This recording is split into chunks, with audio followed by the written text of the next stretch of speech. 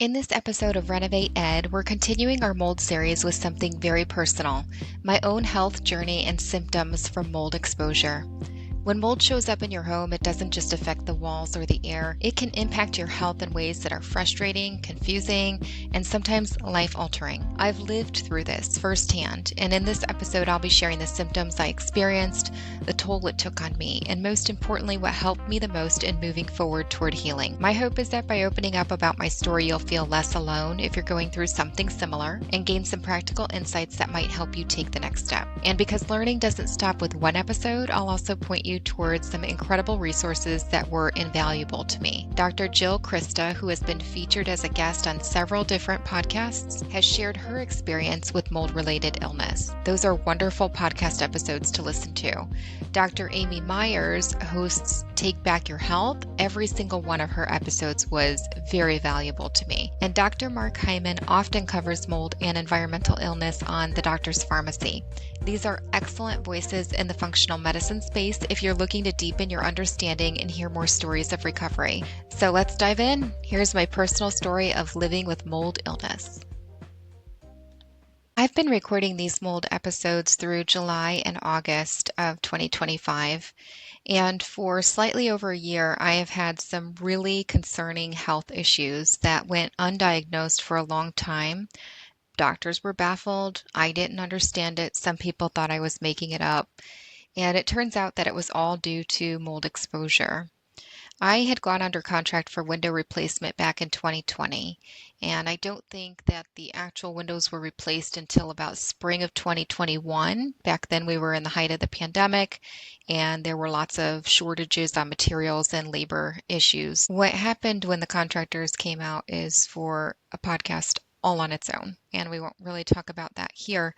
But what's interesting is that even though I had lived through that, I knew that the installation did not go well, and it took them no shortage of 2 years to ultimately fix the deficiencies to the point where I was no longer having issues with those windows.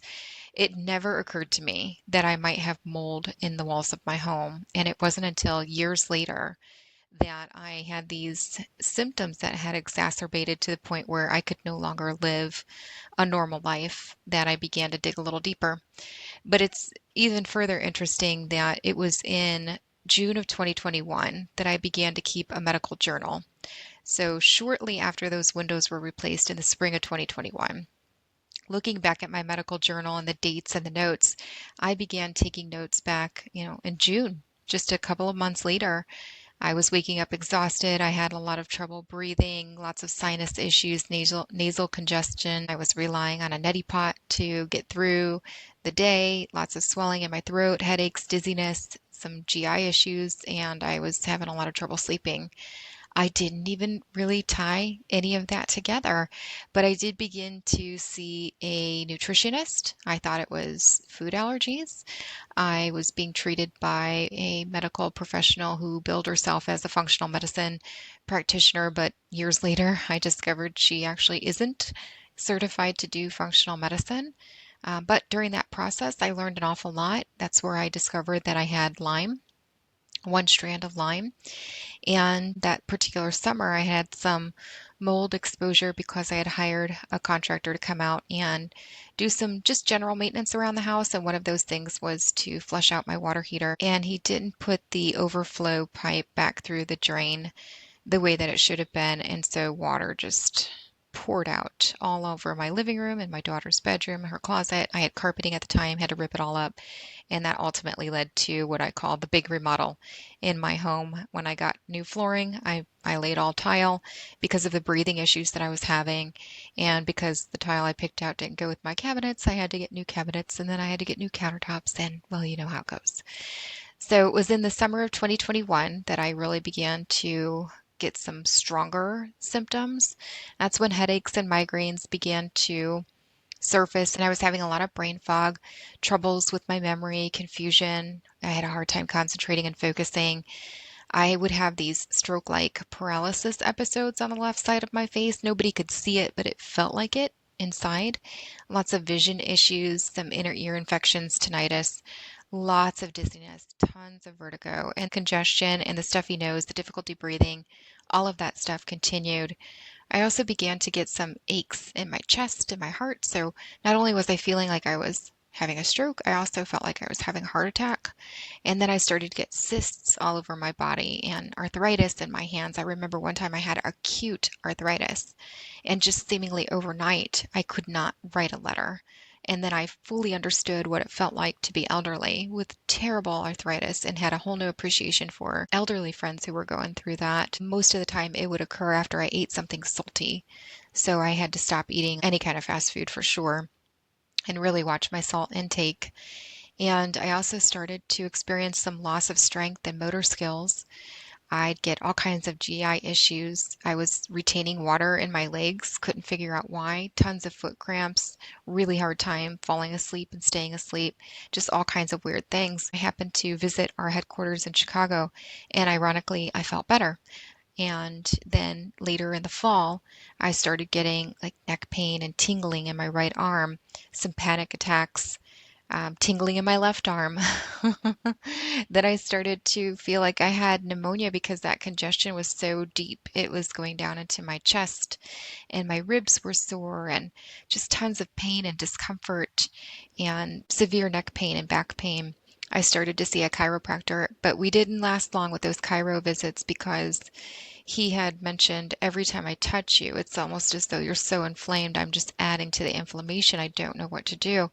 I even tried acupuncture, something I never thought I would do, and he assured me it would not hurt, but it absolutely did, which is not helpful to anybody out there listening who's afraid of acupuncture. I'm not going to say every needle hurt, but there were certainly some where I was like, oh no, oh no, oh no, please take that out.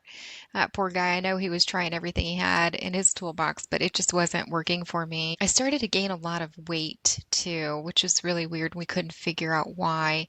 I was working with that physician's assistant who was billing herself as a functional medicine practitioner. She was giving me a lot of supplements. I felt like I was getting better, but I had some continued symptoms throughout the years, and they were funny things, little things here or there. I would get weird stuff like funny tastes in my mouth that would taste kind of like a metallic or a cinnamony kind of taste.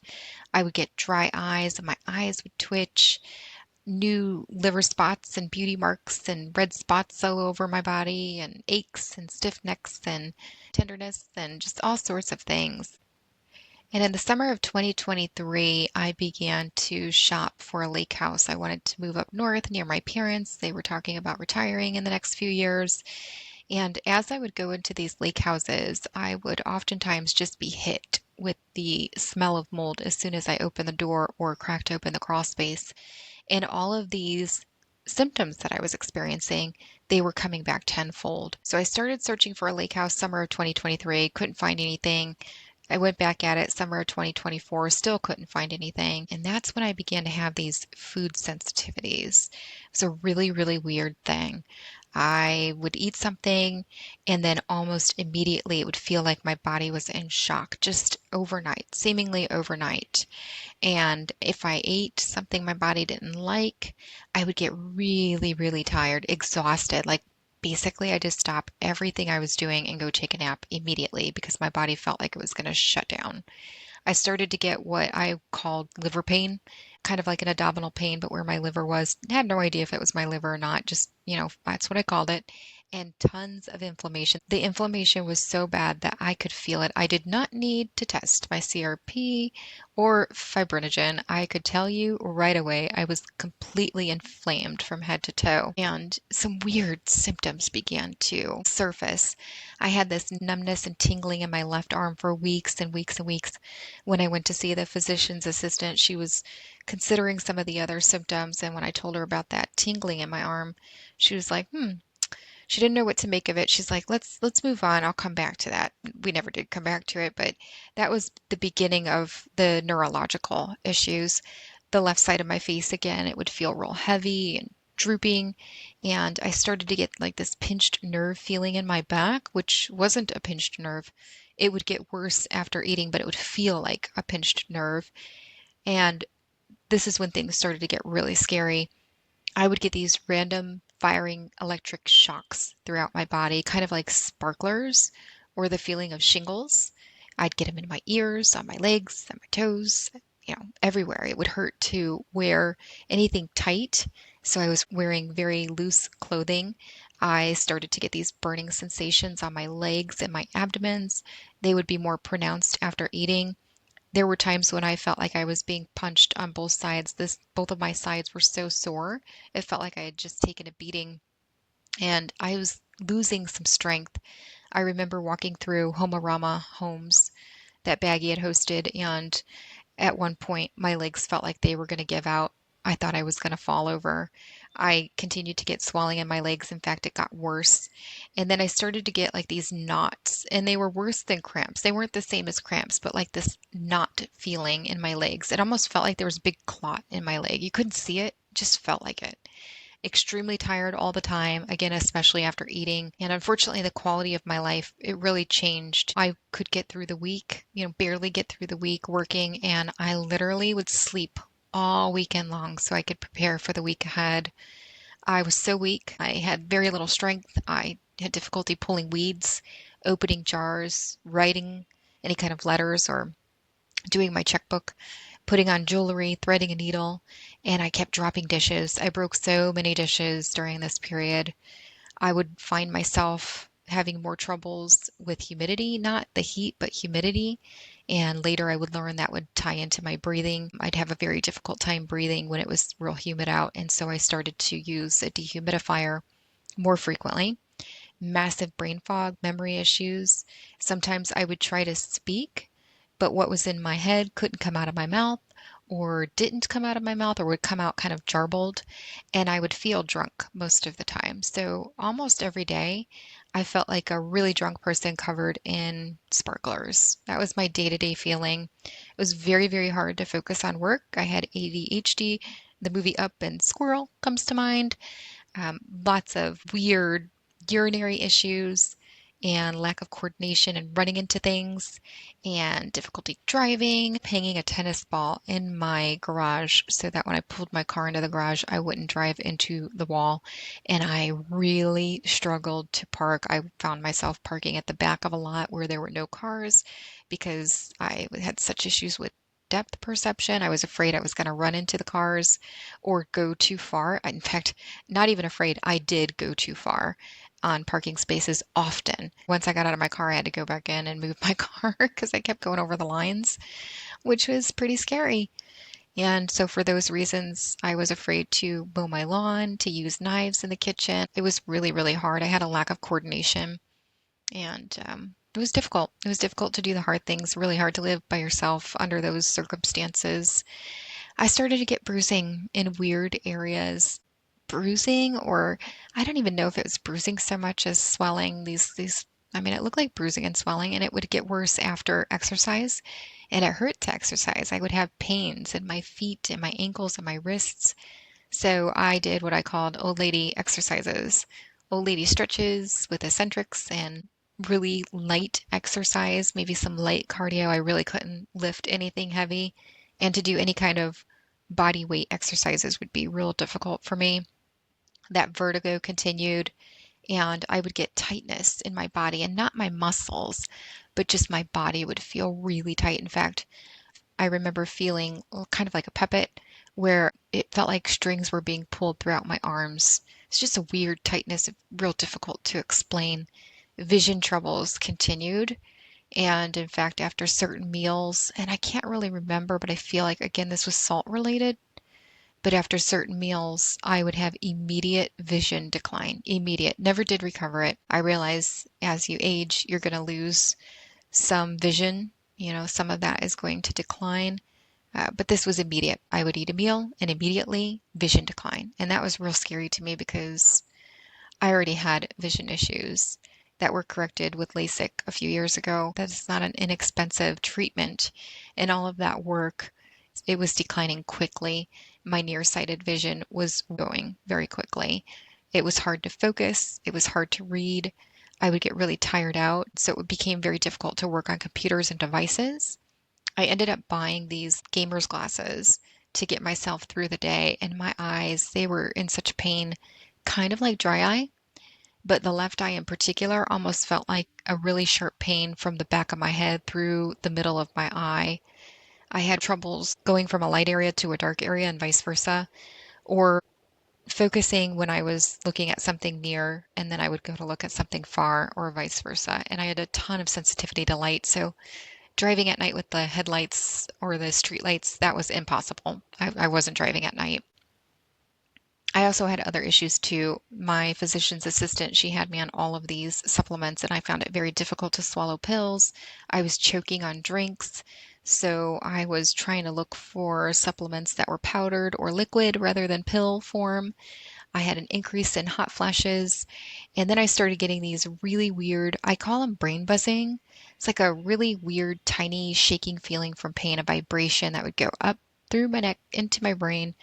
Very, very weird. It would get worse at night when I would lay down. Actually, I don't know that it would necessarily get worse so much as I would just feel it more because it was so slight. It wasn't until I laid down at night to rest, to go to sleep, and everything was quiet and I had nothing else going on and I wasn't distracted or running errands or doing chores, and I would feel this vibration. In months to come, that vibration would get heavier and thicker, that I would eventually feel it even throughout the day. I had lots of tingling and numbness and facial, I'm going to call it palsy, involuntary twitching. Things started tasting funny. Water was tasting funny.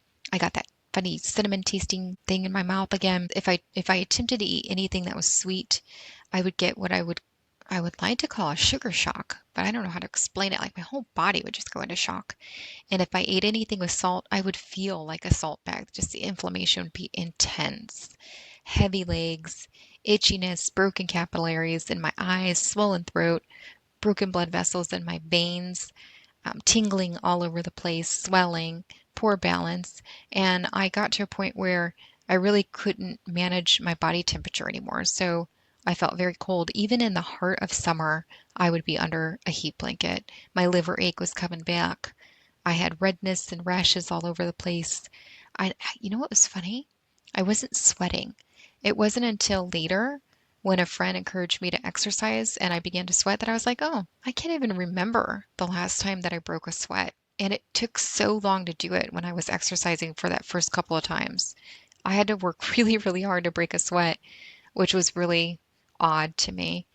Lower back aches, teeth sensitivity, jaw tightness. My jaw would be so tight.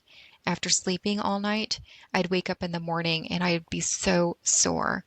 And those food sensitivities that I talked about, these are the things that I was really sensitive to. So any kind of sweets or salt, like I said, I couldn't take electrolytes. If I tried electrolyte powder in my water, I would get immediate shock, body shock. Pears, I had issues with pears, watermelon, pork. Some supplements, there was one, NAC plus glycine I had an issue with, magnesium I had an issue with, probiotics. I tried doing bone broth, making it my own in my own home with chicken feet. That just about killed me. I tried eating Parmigiano Reggiano, which I love.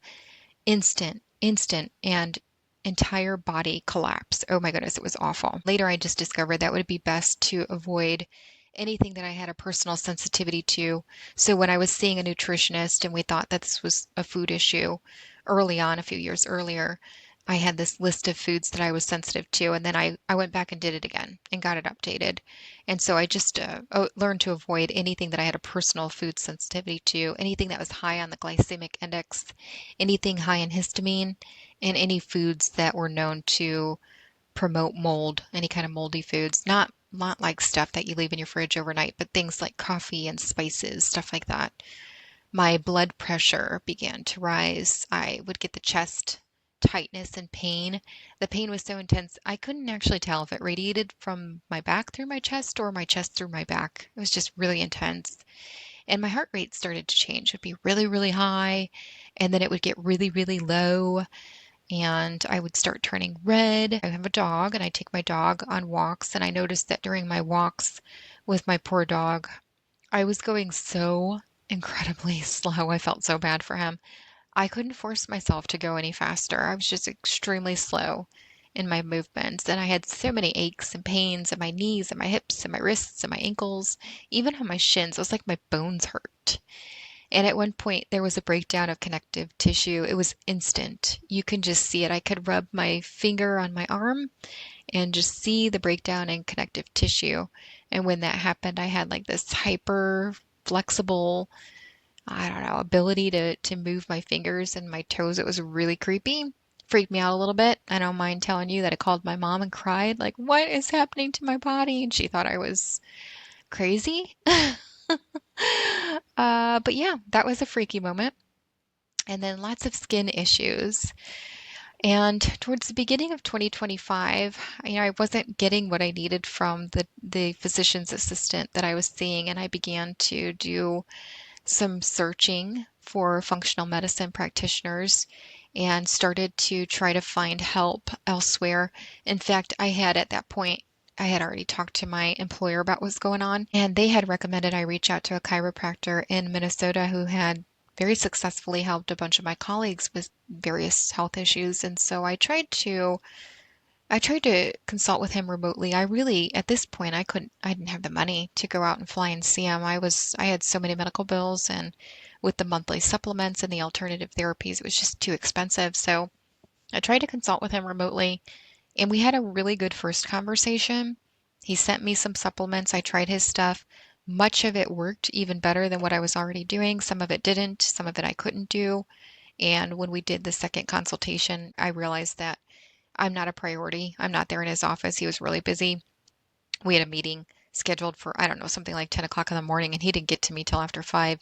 And even then, he only had about 15 minutes for me because he had other patients in the office that he had to deal with. So I didn't continue on my course of treatment with him, but he did get me to what I'll call a plateau moment. So there had been moments during all of this where I would try something and I would improve in health and then I would plateau.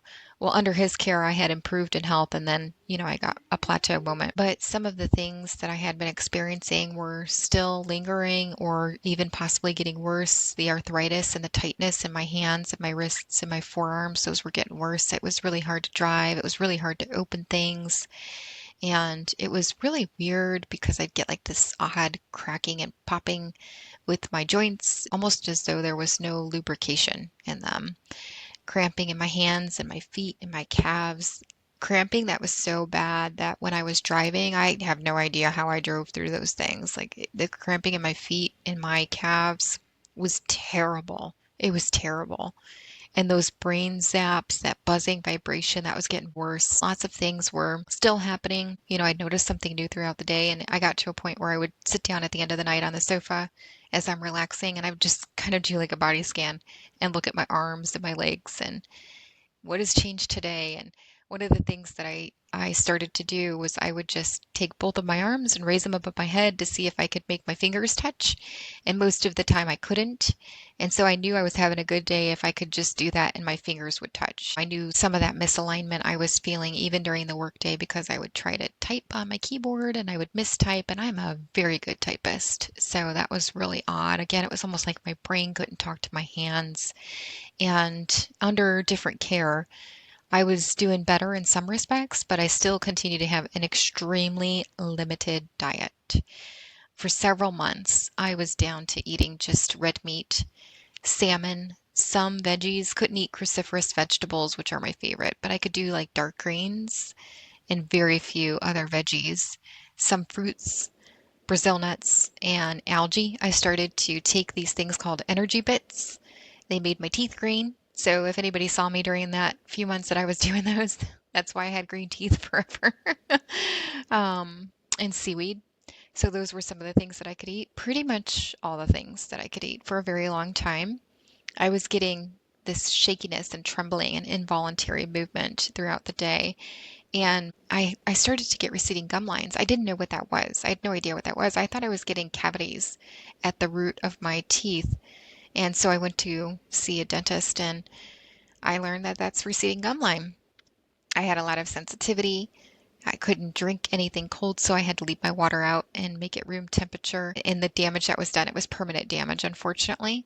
But since then, it has stopped. It hasn't gotten any worse, thank goodness. Right around that time, I began to have issues with the hormonal patches that I was using, so I had to stop using those. That was another moment when I improved in health and then plateaued. So taking out the hormones and honestly eating some red meat, that was a big improvement moment. I had been plant-based for the most part for many years. Not that I had any aversion to eating meat. It's not my favorite thing to prepare or cook or eat. I prefer vegetables. It seems so obvious now, but I did not know that red meat has a ton of B vitamins and things that you can't get from any other food source. So when I added that back to my diet, it was like my body was starving for it. I would eat it 2, 3 times a day. And this happened for several weeks until I got to a point where my body was like, okay, I think we've had enough. I mean, not enough to stop eating it altogether, but now I just have to do it 1 or 2 times a week. But my body was thirsting for that. I just craved it so badly. I had no idea that I needed it. So that was another moment where I improved a little bit and then plateaued after a while. For the longest time, I had issues with my eyes, dry eyes, and my eyes, they would just drink in artificial tears. My mouth would get really dry too, so that was kind of lending itself towards the dental decline. But my eyes, they were like one of the last things to really heal.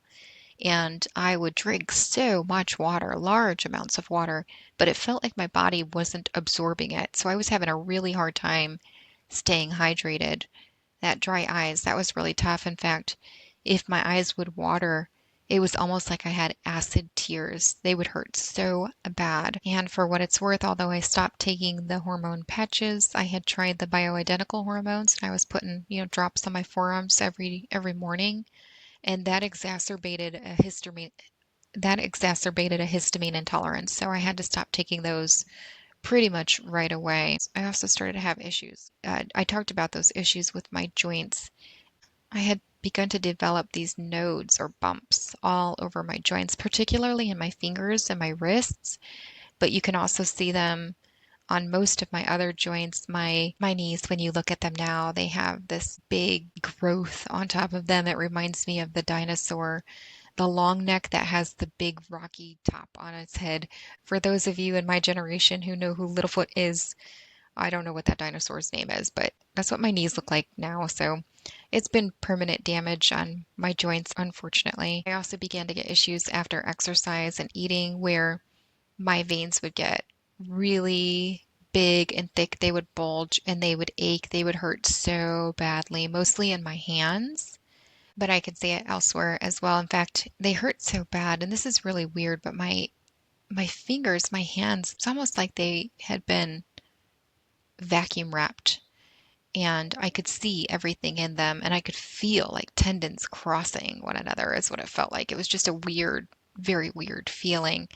And I would have a real weird flexibility where I had mentioned before I could move my fingers back real far, like a hyper flexibility, but it made it difficult to maintain balance while I was standing. And I couldn't really hold anything that was really heavy. My head would feel heavy. If I would hold like a bowl of oatmeal, that would feel too heavy. I was afraid that I would drop it. So there were times when I used to, grab an oatmeal and go stand at the back door and look out at the pond and eat my breakfast while I'm looking at the pond. Well, I couldn't do that because I felt like I would drop my bowl of oatmeal. And I was still suffering from extreme exhaustion and fatigue, especially after eating. So again, I had to be in a place where I could sit down in case my body gave out on me. One of the things that would happen a lot that unfortunately I'm still dealing with is that I would stop breathing in my sleep. My sinuses, they get so congested. If I lay down flat, I immediately get all stuffed up, stop breathing, wake up in the middle of the night. So I have to sleep on an incline.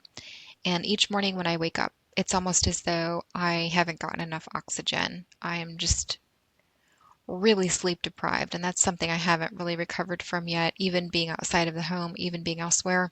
Unfortunately, and something I haven't mentioned yet is that I have this really strong sensitivity to smoke, to mold, of course, to any fragrances.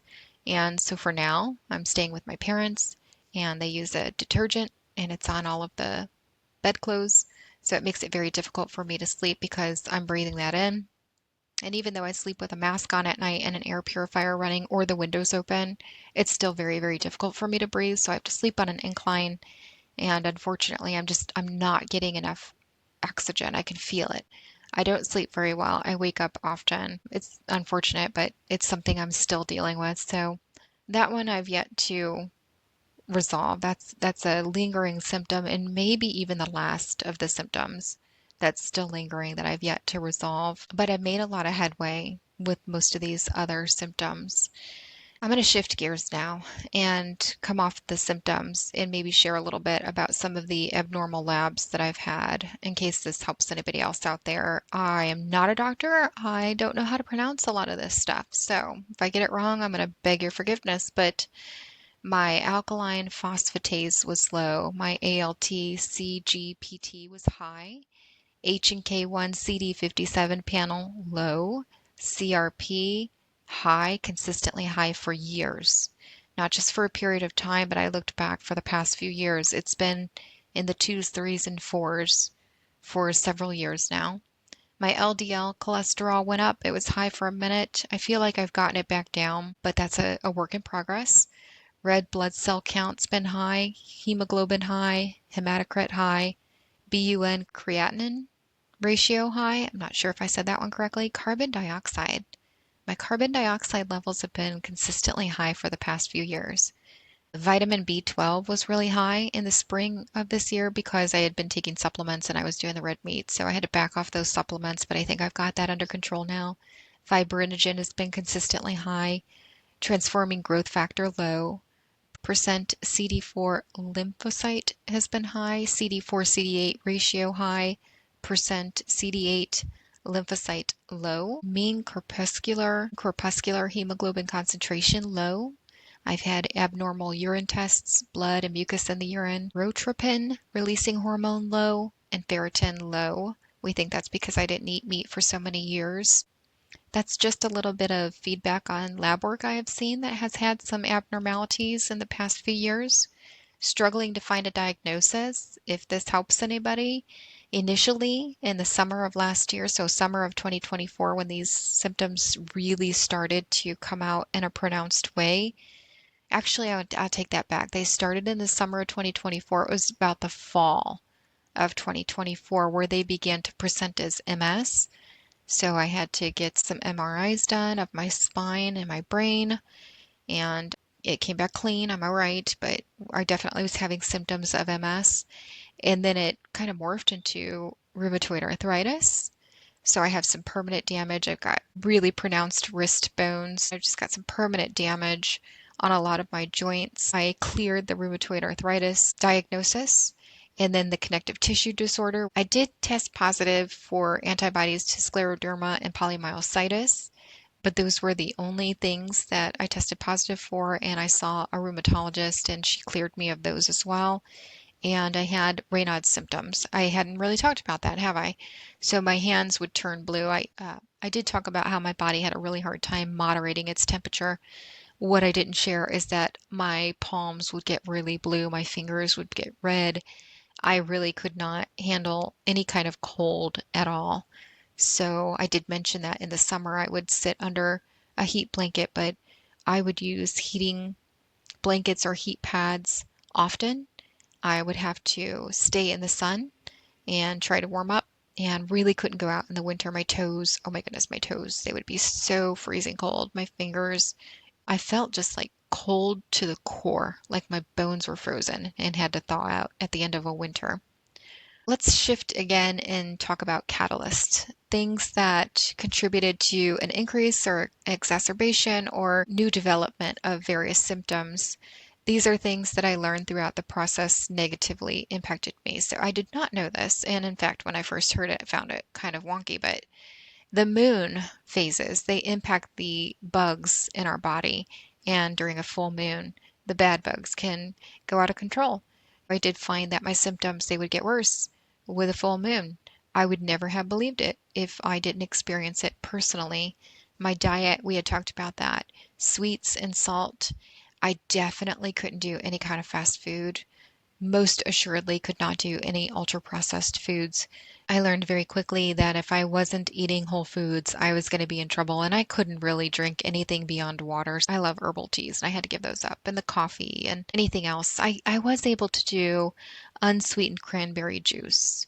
I know it was real bitter, but it was something. So unsweetened cranberry juice and water is what I could tolerate. I learned something the hard way. I was having such trouble finding clean water.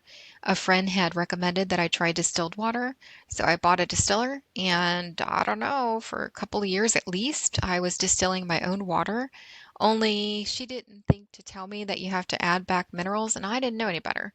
So I was drinking straight distilled water without adding back the trace minerals for the longest time, and I know that did not do me any favors. So I began to add those back in, and that was another moment when I improved in health and then hit a plateau. I discovered orange rusty water in my metal teapot. I used to drink tea all day long. Herbal teas, loved them. And I saw that rusty water in the teapot. I immediately got rid of that. So drinking water that wasn't clean or healthy was an issue for me. I had COVID twice during this whole process. So let's see. I had those windows done in 2021. In late 2019, early 20, I had gotten COVID before we knew COVID was stateside. And doctors, they didn't believe me. They were laughing at me. Every doctor I saw told me I was perfectly fine. Nothing's wrong. Nothing's wrong. We don't see anything. All the tests look good, yada, yada. But I couldn't breathe. So I knew something was wrong. I got it really bad. So I had COVID in 2019, 2020. It took me about 2.5 years to even feel better after that. Get to a place that would be somewhat normal, and I never really did get back to how I was before. So COVID exposure, then I have the mold exposure, right? And I already had the underlying Lyme. And then repeat, rinse and repeat. I went to Rome in, I don't know, I think it was late 2023. On my way back, I was so sick, I immediately went to the ER straight off the airplane. Found out I had COVID again. It was a terrible, terrible episode of it. It was really, really bad. I thought I was dying. I had no idea it was COVID. Didn't even think of that. It hadn't crossed my mind. So I got diagnosed with COVID then. And then summer 2024, lake house hunting, hit with mold. I have that underlying Lyme issue. And what I've learned throughout the process is that's a triple threat. COVID, mold, Lyme. When you get those three together, boy, your body's in trouble. And so I went through it twice in the past few years. And I don't know for sure, but I almost have to wonder, is that why I was presenting as an MS patient and then with rheumatoid arthritis symptoms and then connective tissue disorders? I wonder if that was the Lyme mimicking other things. Who knows? That's just a hypothesis on my part. Other catalysts, I talked about the humidity. That was an issue for me. Eating anything that I had a personal sensitivity to from previous food sensitivity tests, anything high on the glycemic index, anything high in histamine. And I also discovered any high FODMAP foods. Those were issues, and moldy foods as well. Those were some of the things that made things worse for me, that did me a disservice. Now let's talk about the things that helped. Simple thing, I started wearing gamer's glasses with the orange lens, and that enabled me to get through my work days. And in fact, if I sat down and relaxed at the end of the evening to watch something on the TV, I would wear those as well. And it helped me to fall asleep a little bit better. I would recommend those if anybody's having issues like that. I mean, it doesn't help the underlying cause, but it did give me a lift. Limiting my diet to foods that I didn't have issues with was very, very helpful. Yeah, it is true that I had a very limited diet for a long time. It was a little frustrating in the beginning, but once I got used to it, I felt really good, all things considered, on that limited diet. I didn't feel I was missing anything. I eat organic as much as I can, wild caught, grass-fed, pasture-raised, very, very clean foods. I had already talked about adding the red meat back to my diet. I started to follow the Walls diet. When I was presenting with MS symptoms, I picked up Terry Wall's book and I was following that diet as much as I could. And that's where I learned about adding the red meat back. And that's what gave me a lift a little early on when I was experimenting with foods. Adding algae, as bad as those energy bits were in terms of making my teeth green, which was a little embarrassing when I had to go out for business meetings and such, they really did give me a lift, and adding seaweed was a huge lift as well, but I had to be very careful about not eating any seaweed that had salt with it. I had troubles with the salted seaweed. Removing herbal teas, I had talked about that was a lift, but also removing coffee, and I even tried the mold-free or the toxin-free coffees that were extremely expensive, but they really didn't help, so I had to remove coffee altogether for a very long time. I couldn't do any salt. I've mentioned that several times. So eliminating that from my diet helped me. Eliminating sugar, including maple syrup and honey. Couldn't do either of those. I did stay on a keto diet for a long time, low carb, high healthy fats and proteins. So mostly what I could eat in terms of protein was red meat and salmon. I tried other fish, but I kept having reactions to a lot of them. On fats, I was taking in so much extra virgin olive oil. Oh my goodness, I was eating a ton of it or drinking a ton of it. I don't know. I was using a ton of it. I was doing okay with avocados for a little while, and then I started to get an issue with even those. I just had to find good healthy fats. In fact, I don't mind sharing that I started to cook with tallow, and it was a really clean, healthy fat. It was the best healthy fat that I could find to cook with, and I would highly recommend it. Highly recommend it. We've talked about diet, and I know you're going to roll your eyes when I say exercise. But a very good friend of mine, she said, I had felt symptoms similar to yours, and I have a suggestion, but I don't think you're going to want to hear it. And I said, lay it on me. Whatever it is, I want to try it. And she said, I began to feel better when I started to exercise again. So she joined Planet Fitness with me and was my accountability partner and vice versa. And the more exercise I did, the better I felt. I felt so good exercising. I started with light cardio and a little bit of weight resistance. I want to say I did HIIT training, but I really didn't. I did like a really dumbed down version of it because I couldn't handle the high intensity, like my wrists and my ankles and my feet, they just couldn't handle that. I used Eccentrics, which is a wonderful, wonderful program with Miranda Esmond White. It's a kind of a stretching program, and that was really super helpful. In fact, that was instrumental in gaining back my balance and flexibility. Very, very helpful. The more exercise I did, the more I would sweat. I assume I was sweating out toxins and doing heavy metal detox and that sort of thing. It was extremely helpful. I began to take a histamine blocker. I tried a couple of them. I tried the DAO enzymes. That didn't really make a difference for me, but I did this histamine blocker. It was like a spray with a lot of vitamin C, and that was really super helpful. I began to take turmeric daily. That was very helpful. I didn't take it forever, but I did take it for, I want to say a few months. And then I finally weaned myself off of it, and I don't take it daily anymore. Psyllium husk was very helpful to me. Massage therapy. Now, I had been seeing a masseuse since I got COVID back in 2019, 2020. When I couldn't do the chiro, when I couldn't do the acupuncture, he recommended I see a masseuse, a therapeutic masseuse. And she's been working on me every 4 to 6 weeks for the past few years. Well, we changed our massage therapy and we started to focus on lymphatic drainage, and that helped a great deal. But the massage therapy in general was just very, very helpful. I began to use a rebounder as well and do dry brushing. So anything that would support lymphatic drainage was very helpful to me. Epsom salt baths, staying hydrated. Another big lift came when I began using infrared saunas and red light therapy. That was another huge help. Huge, huge help. Highly recommended. I was wearing compression socks and raising my legs to help with the swelling. I also learned that I really needed to manage and reduce my stress as much as possible. So I try very, very hard now not to let the things at work distress me. I work in the mortgage industry. We work on deadlines all the time. And unfortunately, there are many realtors out there who are not very nice to lending professionals that can induce a lot of stress. And I just have learned not to internalize it. Don't take it personal. Just move on. Managing my stress, reducing it has been very, very helpful. I've also learned not to eat when I'm stressed. If I get stressed at work, I grab Huey, we go out, we take a walk. We walk off that stress, come back at it, eat later. I also learned in terms of eating that it's best to start with a protein in the morning. So whereas before I was starting with a green smoothie, which would be like dark greens with some frozen berries and maybe fruits if I could tolerate them. There wasn't much I could tolerate in fruits, maybe like some mango, sometimes some peaches I could do, but mostly it was dark greens and blueberries. And I had to do it in water. I couldn't really add like any kind of protein powder or anything because I couldn't stomach it. But instead of doing that, I started with a protein, and that was very helpful. I began seeing a nurse practitioner, a functional medicine, legitimate, verified, certified functional medicine nurse practitioner. And she encouraged me to check out some parasympathetic work to relax my vagus nerve. And that was the first I'd ever heard of that. Had no idea that was a thing. So things like breathing exercises and singing and humming and kind of shaking my body out in certain movements or positions and somatic exercises, all those things helped a lot.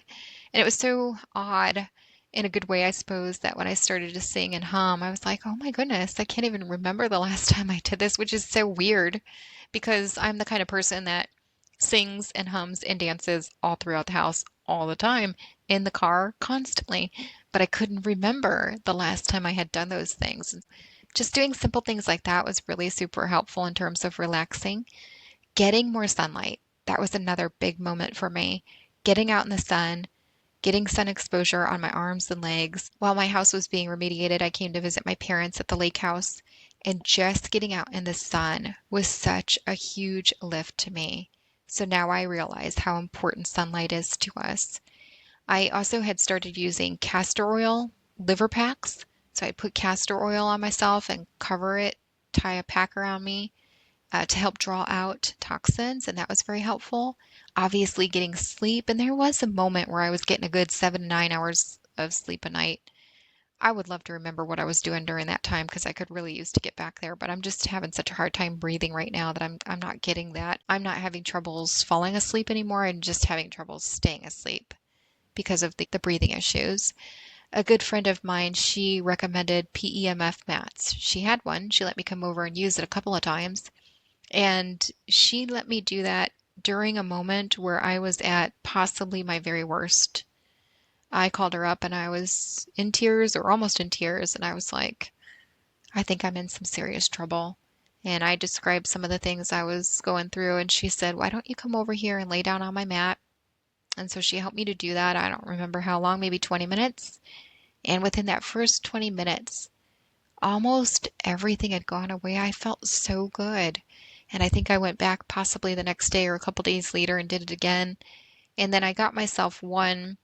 I did it on a trial basis, but it wasn't nearly as strong as hers. But I used that for, I don't know, maybe 3 or 4 weeks and ultimately sent it back because it didn't work as well as hers. But it did give me a lift. Only mine, the one that I got, had infrared heat in it too. So I couldn't really tell if it was the PEMF or the infrared heat that was really helping. But that was during cold weather. And so just laying on that mat and having the infrared heat was extremely helpful to me. I use a neti pot pretty regularly, and that's very, very helpful. I've learned to wear natural fibers, and I now sleep on organic cotton sheets. That was another lift moment when I changed my bedding to organic cotton sheets. I got mine through Izomi, and I love them. It was an expensive buy, but it was well worth it, every penny. There were certain supplements that did help me. The ones that helped the most, some of them were tinctures, so I couldn't tell you what they are. They were made by the chiropractor in Minnesota or the physician's assistant that I saw in Indianapolis. There were a couple of them that were geared towards immunity and mold exposure that were very, very helpful. For a very long time, I took L-glutamine.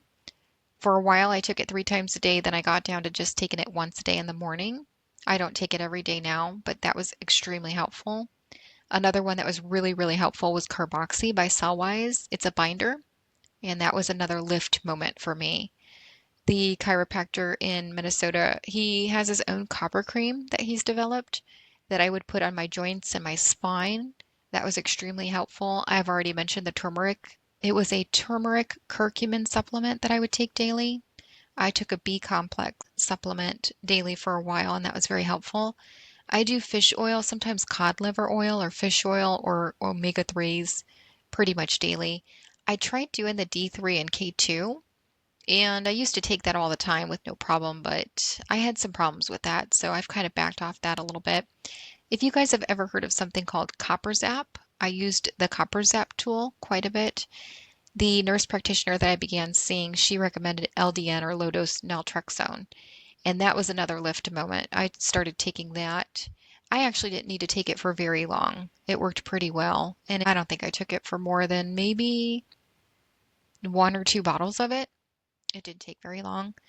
I now use ceramic and cast iron pans. I don't use any kind of coated pans. I cook with clean cooking and baking materials. I use glass. I got rid of all my plastic, so only glass dishes and cups and mugs and whatnot, or ceramics. I use very clean detergents and soaps. Most of the time when I'm cleaning my house, I just use very natural things like lemons, vinegar, baking soda. I use a lot of just soap and water. I don't have special cleaners with harsh things or any kind of chemicals. I can't stomach those anyway in terms of breathing. So I use very, very clean cleaners. I use dryer balls when I'm doing laundry and not any kind of dryer sheets or softeners. And I'm constantly cleaning. So something I've learned along the way is that mold, it sticks to dust and such. So I keep a very clean house, which is not hard for me because I'm super OCD and I like a clean house anyway. I know people think I'm really weird about this, but I don't use a microwave and I try to avoid any kind of appliances that might lend themselves to a water event. So I don't do dishwashers. I don't do refrigerators that have a water line to them for water or ice. I'm really weird about that sort of thing. I use a vacuum with a HEPA filter now. I don't use any kind of fragrances. Essential oils are okay. So I can do essential oils, but I don't do any kind of chemical fragrances. I use an air purifier almost every day. Right now I'm using Blue Air, but I think I'd like to try the Air Doctor because the Blue Air, it worked okay in the beginning, but even after I've gotten new filters, it just doesn't quite seem to be helping me the way that it used to. So I think I'm going to try an Air Doctor and see how that one works. I do have a UV light with a carbon filter on my HVAC unit. And right now I'm using a water purifier, clearly filtered. It's not my favorite because it leaks water out the front when you go to pour it, but that was one that the physician's assistant recommended, so I started using that.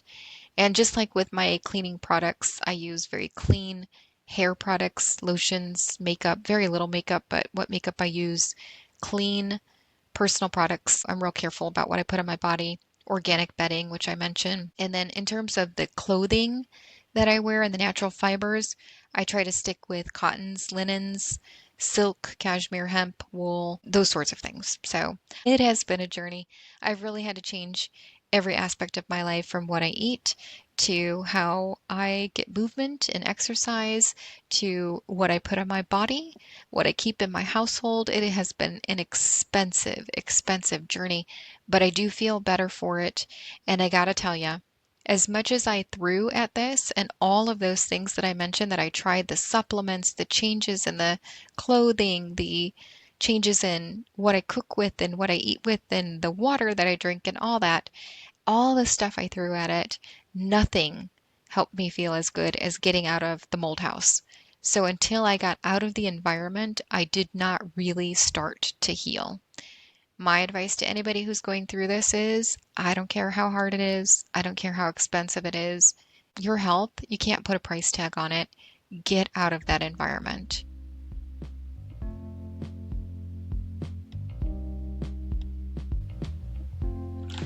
Thank you for joining me for this very personal episode of Renovate Ed.